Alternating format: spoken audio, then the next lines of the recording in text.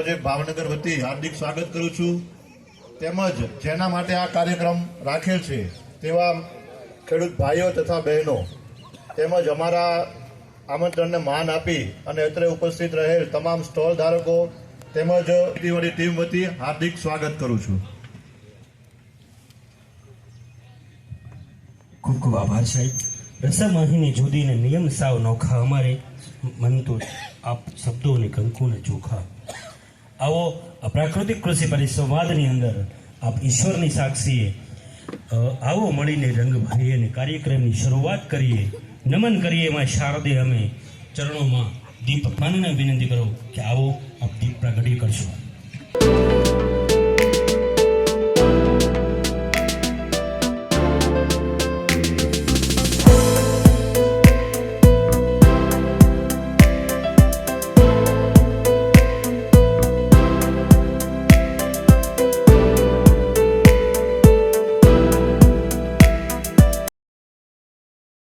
પ્રદર્શનના આ બોરડા ખાતેના સુંદર કાર્યક્રમની અંદર આપણા કાર્યક્રમની શોભા વધારવા અને પોતાનો અમૂલ્ય સમય, કિંમતી સમય કાઢી આપણી વચ્ચે પધારેલા અને આ પ્રદર્શન અને પરિસંવાદના અધ્યક્ષ એવા તાલુકા પંચાયત તળાજાના પ્રમુખ શ્રી રાણાભાઈ સોલંકી, તેમજ અમારા જિલ્લા ખેતીવાડી અધિકારી અશોક પટેલ સાહેબ, નાયબ ખેતી નિયામક વિસ્તરણ એસપી વાઘમસિંહ સાહેબ, ફળ સંશોધન કેન્દ્ર આપણું મહુવાની અંદર છે એમના વડા ડૉક્ટર જીએસ વાળા સાહેબ, નાયબ બાગાયત નિયામક એમબી વાઘમસિંહ સાહેબ, આ પ્રાકૃતિક કૃષિનું અભિયાન જે ચાલે છે એ અભિયાનની અંદર જેઓ ઝોનની જવાબદારી સંભાળે છે અને પિંગળી ગામના આપણા જ વતની એવા નારસંગભાઈ મોરી, એવા જે જિલ્લા સંયોજક તરીકે જે આપણી જિલ્લાની જવાબદારી સેવાઓનું અમે સ્વાગત તો કર્યું છે, સાથે હૃદયથી આવકાર પણ આપીએ છીએ।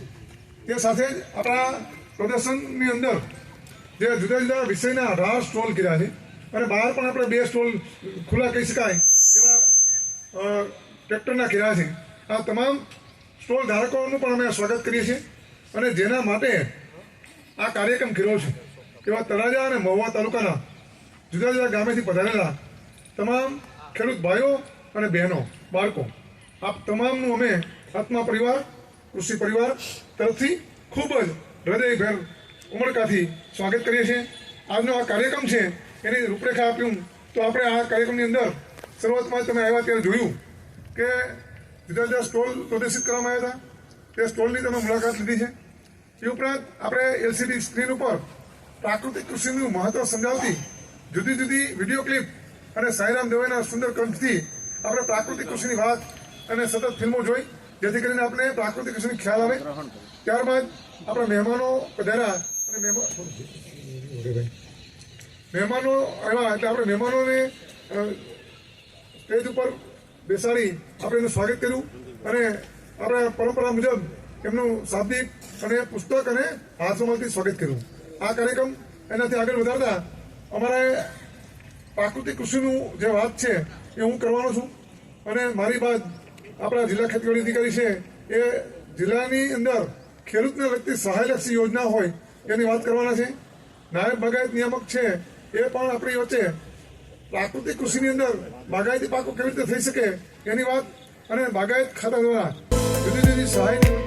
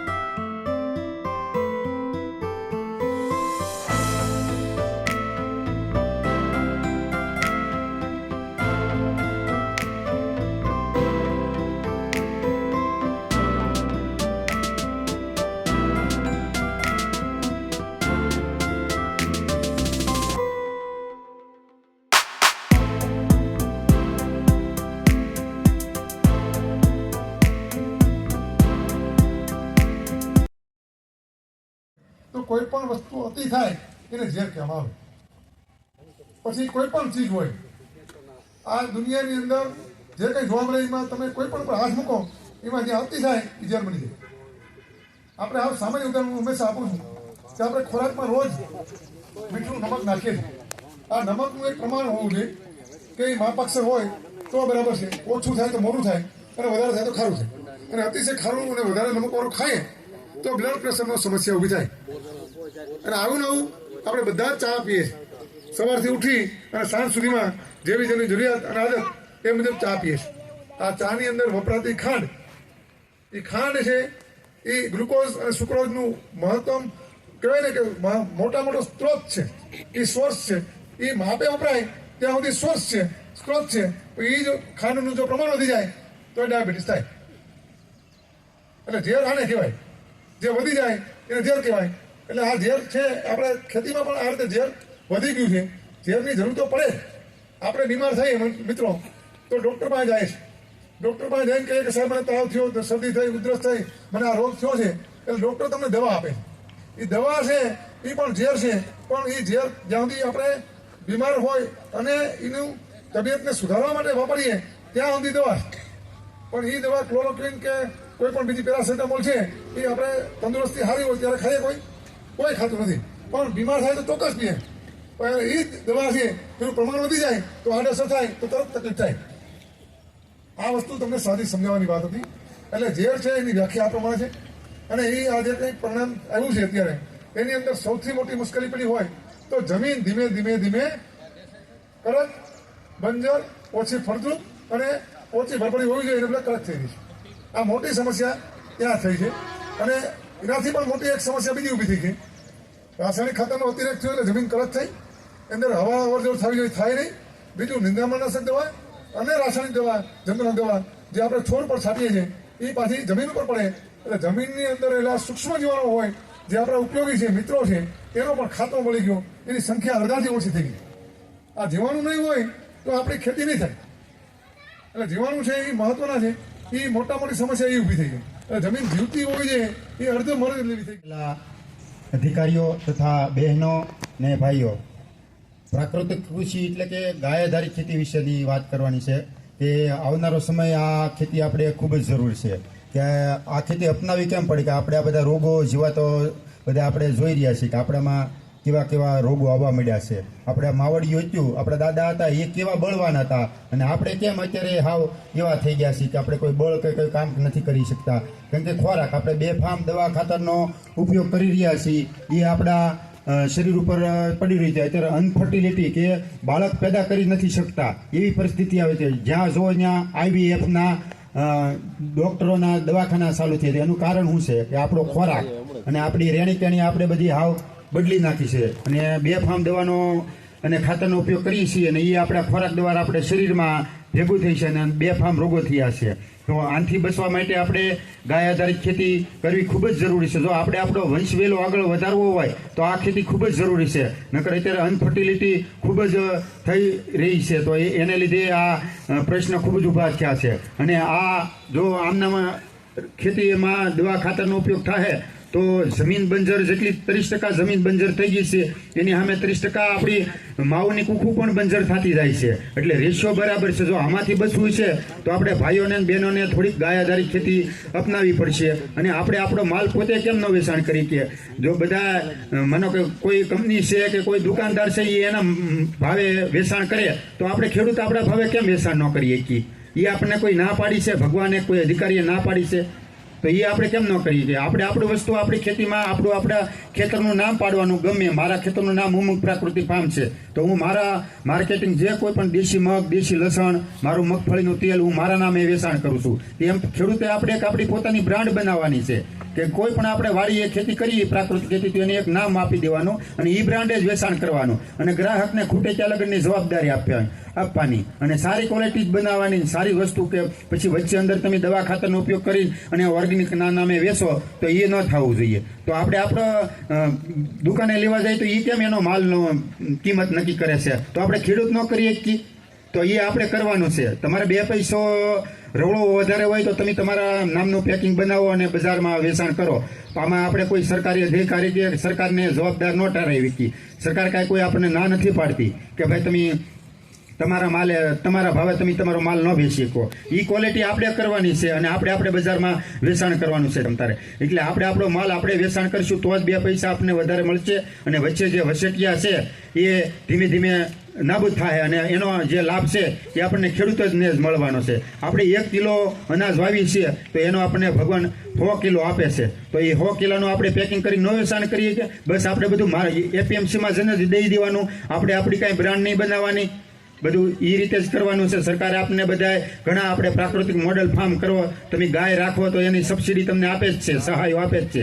તો એ સહાયનો લાભ વધારે લઈએ અને આપણે આપણા બ્રાન્ડની માર્કેટ બનાવીને અને આપણી વેલ્યુ વેચીએ એવી બહુ બધા ખેડૂતોને જે એ બધાએ એનું કારણ જાણ્યું તો એ લોકો એટલા માટે કે અમે બંધ તોડ્યા પછી અમારી જે જીવ સૃષ્ટિ છે, જળ સૃષ્ટિ છે, અમારું જે વાતાવરણ છે એની ઘણો બધો ફેર પડ્યો.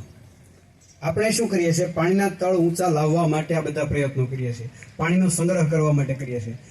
આજે 40 વર્ષે મને યાદ છે ત્યાં સુધી 40 વર્ષથી ચેક ડેમ ને બોરી બંધ ને એવું બધું શરૂ થયું છે. પણ આજે 40 વર્ષે એ લોકોને ત્યાં કેટલા વર્ષથી હોય ખબર નથી, પણ પાછા વળ્યા છે. એને સમજાણું કે આમાં જીવ સૃષ્ટિનો નાશ થયો છે. એની પાછળના ઘણા બધા કારણો હશે, પણ ધીરે ધીરે હમણાં વાઘમસિંહ સાહેબે કીધું એમ 400 રૂપિયામાં કેરી અહીંથી લેવા ક્યારે મજબૂત થાય? પ્રાકૃતિક હોય, ક્વોલિટીવાળો હોય ત્યારે. એટલે આ વાતો છે ને એ પ્રાકૃતિક ખેતીમાં મહત્વનો ભાગ ભજવે છે. અને એમાંય આપણે બેઠા એની ચિંતા નથી, પણ જે બહાર છે એમને જરાક જઈને કહેજો. વિષય પરમાર સાહેબનો છે, વાત એમની છે, પણ મને એણે ન કીધી એટલે મને પુરાતન ચડી ગયું કે જેમને ઘરમાં ગીરદી ન થતી હોય એ, ઘરમાં જેમને ગીરદી થતી હોય એ અને રેશન કાર્ડમાંથી જેમને નામ કઢાવવા હોય એ ઉતાવળ રાખીને વધારેમાં વધારે રાસાયણિક ખાતરો અને ઝેરી જંતુનાશકો નાખે એવો સંદેશો પહોંચાડજો. બાકી તમે બધાય તો વંદની લોકો છો, પ્રાકૃતિક ખેતી માટે બેઠા છો. એટલે 5 આયામો બરાબર ઘણા બધાને મારી કરતાં સારા ખબર છે, પણ બેસી ગયા છીએ એટલે કહીએ. પણ ખૂબ સરસ 5 આયામો થકી કોઈ વસ્તુ બહારથી લેવા જવી પડતી નથી. ક્યાંય તમારો ખેતરનો શેડો છોડીને જવાનું નથી અને બધું જ તમારા જ ખેતરની અંદર થાય આવી વસ્તુ છે. એટલે સૌથી પહેલું પ્રાકૃતિક ખેતીમાં મુખ્ય કોઈ વસ્તુ હોય તો બીજામૃત. શરૂઆતમાં પહેલો જેમાં મલ્ટીનેશનલ કંપનીઓના બિયારણોની અંદર બીજને પટ આપેલો હોય એમ આપણે ગાય માતાના ગોબર, ગૌમૂત્ર, ચૂનો, માટી અને પાણીથી જે કરવાનું છે તે બીજામૃત. હવે બીજામૃતથી થાય શું મિત્રો? તમને કહી દઉં, બધી જ કંપનીઓના કોઈ પણ લ્યો એનું જર્મિનેશન એટલે કે ઉગાવવો કેટલા ટકા હોય કોને ખબર છે? જરા ઊંચો હાથ કરીને કહેશો. બોલો. હોય. Very good. તો જ્યારે તમે બીજામૃતનો પટ આપશો ત્યારે આ ઉગાવો, આ જર્મિનેશન તમે અનુભવ કરશો ત્યારે માનશો કે 95 થી 98% સુધી જર્મિનેશન થાય અને થાય. આ બીજામૃતનો ચમત્કાર છે, આ બીજામૃતની તાકાત છે. ત્યાર પછી બનાવવાની સિસ્ટમમાં છે, એટલે સાહેબે કીધું સમય થોડો છે એટલે ટૂંકમાં કહી દઉં. ત્યાર પછીનું બીજો આયામ જીવામૃત અને ઘન જીવામૃત. જીવામૃત છે એ કોઈ ખાતર નથી, એ માત્ર બેક્ટેરિયાનો ખોરાક છે.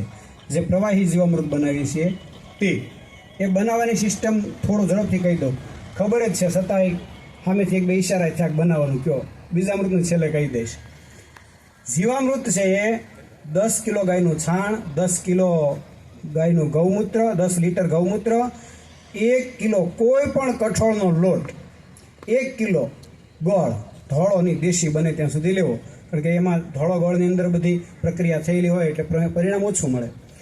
1 ખોબો વડ, પીપળા કે શેઢાપળાની માટી શરૂઆતમાં, પછી તમે જમીનની લઈ શકો એકાદ વર્ષ પછી, અને 50 ગ્રામ ચૂનો. આ બધાયનું બરાબર ઘોળો બનાવી નાખવાનું, મિશ્રણ કરી નાખવાનું. 180 લીટર પાણીની અંદર, એક બેરલની અંદર પ્લાસ્ટિકનું લેવું એવું ફરજિયાત. લોખંડની અંદર એની કંઈક પ્રક્રિયા થતી છે, એની પાછળ વૈજ્ઞાનિક તથ્ય છે. 180 લીટર પાણીની અંદર બધું ઉમેરી દેવું. સવાર સાંજ 1 થી 2 મિનિટ માટે ઘડિયાળના કાંટાની દિશામાં, એટલે કે પૃથ્વીની પરિભ્રમણ ગતિ છે ને એ દિશામાં આપણે એને હલાવવાનું છે, એ 4 દિવસ માટે. ત્યાર પછી 5મા દિવસથી લઈને 8 દિવસ સુધી એને જમીનની અંદર પિયતમાં આપી દેવાનું છે. પિયતમાં આપવાથી પરિણામો કેવા કેવા આવે છે એ નરસિંહભાઈ કહેશે. પછી એને છંટકાવમાં લઈ શકાય, એ ફૂગનાશકનું કામ કરે છે, ટોનિકનું કામ કરે છે. ત્યાર પછી પ્રાકૃતિક ખેતીમાં કોઈ પણ પ્રકારનો નાશ કરવાનો નથી આવતો. પ્રાકૃતિક ખેતી એટલે જીવોને દૂર રાખવાની પદ્ધતિ છે, એમાં મારી નાખવાની પદ્ધતિ નથી. કારણ જે શાકાહારી કીટકો છે એ માંસાહારી કીટકોનો ખોરાક છે, એટલે એ કુદરતી ચક્રની અંદર આપણે હસ્તક્ષેપ કરવાની કોઈ જરૂર નથી. એટલે એની ગંધથી, એની દુર્ગંધથી છે એ શાકાહારી કીટકો જે આપણા રસ સૂચક છે, ફળ ખાનાર છે, આ બધા જ કીટકોને છે એ દૂર રાખશે. અને પેલા જે માંસાહારી કીટકો જેને આપણે ડાળિયા કહીએ, ઢાલિયા કહીએ, એ બધા આને ખોરાક તરીકે ખાશે.